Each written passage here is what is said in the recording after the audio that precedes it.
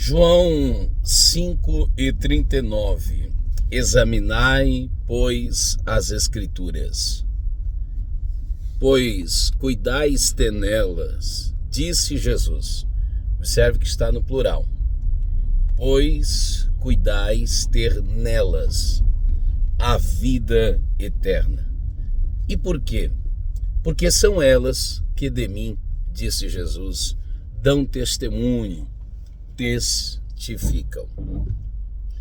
Jesus está mandando os peritos, pelo menos em tese, Jesus está mandando aqueles que haviam auto-intitulado-se, ou boa parte destes, como aqueles que detectariam o verdadeiro ou o falso Messias,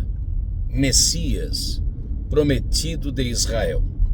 Jesus está dizendo àqueles que são familiarizados com o sagrado, Jesus estava dizendo àqueles que parte dos mesmos, seus idealizadores, um grupo nominado como Hasidim, mais conhecido entre nós como fariseus, os separados, aqueles que, assim como Jesus, criam na inspiração plena da antiga aliança, do Antigo Testamento. É só você ler Lucas 24, Jesus vai dizer, crer na lei, nos profetas e nos poéticos, ou nos escritos. Então Jesus vai dizer a esses que devem examinar. Imagine eles que vivem disso. Jesus estava dizendo, vocês não estão examinando devidamente. Mas examinai as Escrituras. Isso prova que Jesus não pertencia a um grupo que cria partidariamente ou pontualmente, que criam de uma maneira politizada ou polarizada em uma parte das Escrituras e não cria na outra. Não, Jesus está dizendo com isso que faz parte daqueles que creem na Escritura plena, na Escritura como um todo. Então, mais importante do que só a Bíblia é pregar toda a Bíblia. Mais importante do que pregar somente a Bíblia é pregar toda a Bíblia. É examiná-la como um todo, tendo uma visão panorâmica, uma visão macro.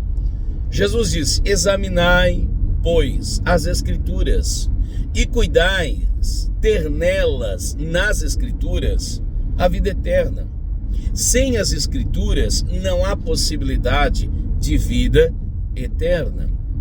Mas por que as Escrituras, disse Jesus, dão-nos acesso, caminho à vida eterna? Porque são elas, essas Escrituras, que de Jesus testificam. O contexto de João 5 é um contexto de perseguição. Alguém está tentando matar Jesus, porque Jesus está dando vida, sentindo a vida de alguém, e fez isso num sábado. Jesus está dizendo com isso que mais vale um sábado por uma vida do que toda a vida por um sábado. Isso é, em prol de uma vida eu sacrifico um sábado. E eles fazem do sábado um álibi, para matar o Senhor Jesus, ou pelo menos para tentar assim fazê-lo. Aí Jesus disse, vocês querem ter a vida eterna, mas estão tentando matar o dono da vida. E o dono da vida está com a sua vida em risco porque deu sentido a uma vida. E vocês que dizem ter vida, querem matar a vida de alguém, tirar a vida de alguém porque esse alguém deu vida. Olha o contraditório. Agora mais, cuidais ter nela, nas Escrituras, a vida eterna, porque estas Escrituras de mim que testificam. Mais ou menos assim, vocês não estão com elas em mãos? Olhai direitinho, examinai e averiguai bem. São elas que de mim dão testemunhos.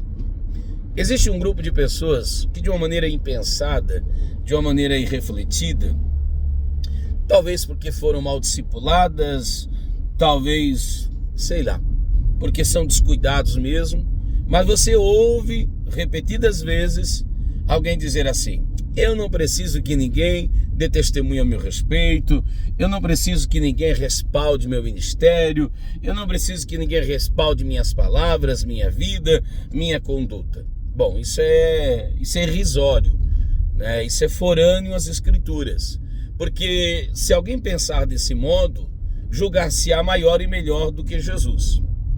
Porque Lucas 4,52 vai dar as 4 áreas de crescimento do Senhor Jesus, e uma delas era diante dos homens. Então quer dizer, eu preciso também crescer socialmente. Jesus estava dizendo que mais vale adorar e agradar a Deus do que aos homens, mas não está dizendo com isso que os homens não precisam necessariamente serem agradados. Eu só não agradarei os homens quando, para agradá-los, eu precisarei necessariamente desagradar a Deus. Então o meu limite é o pecado. Entre agradar a Deus ou agradar aos homens, logicamente que alguém temente a Deus vai agradar a Deus, ok? Mas agradar aos homens, agrada sim a Deus. E muitas vezes agradar a Deus desagradará alguns, não todos os homens. Vamos lá. Quando Jesus está dizendo isso, porque elas de mim testificam, Jesus está se reportando no plural. Por quê? Porque Abraão deu testemunho dele. Porque Isaac deu testemunho dele. O próprio Deus dá testemunho dele. Até na queda de Adão e Eva, a primeira promessa redentora fala de quem? Dele. Até mesmo entre gentílicos há um apontamento para ele. Você vai encontrar Salomão, Davi, o rei Davídico, você vai encontrar tantos outros personagens das Sagradas Letras. Jesus estava dizendo: vocês acham que me falta testemunho? Vocês acham que me falta respaldo? Alguém que de fato de mim testifica? Então eu vou dar um grupinho para vocês. Os patriarcas de mim testificam. A lei de Moisés de mim testifica, fala a meu respeito. Leia os poéticos, leia os proféticos, leia os profetas, os que talvez teologicamente nós iremos nominar como maiores e menores. Leia-os, eles também de mim testificam. Como nesse tempo o cânon não estava ainda completo, não havia o Novo Testamento como nós lemos e conhecemos, mas caso contrário, João Batista também testificaria dele. E o testificar de João Batista é uma testemunha de Isaías, voz que clama no deserto. É Malaquias 4, quando diz que nos últimos dias levantaria alguém como João Batista. Então observe, se até mesmo Jesus precisou de alguém que o avaliasse e o abalizasse, alguém que serviria como um avalista, e esse avalista é nada menos que as Escrituras. Quem sou eu para dizer não temos homens? Quem sou eu para dizer tem nada a ver com os homens, meu negócio é ligação direta, é com Deus? Nada disso. Jesus disse que estava subalternado a autoridades. Jesus disse que havia sim respaldo de Deus, isso é indiscutível, mas que também havia respaldo daqueles que são de Deus. E não é só um, e não é só dois, são vários, que de mim, disse Jesus, testificam. Então, que haja em nós um espírito testificável, que haja em nós um sentimento testificável, que haja em nós uma conduta testificável. Nem todos darão testemunho a nosso respeito.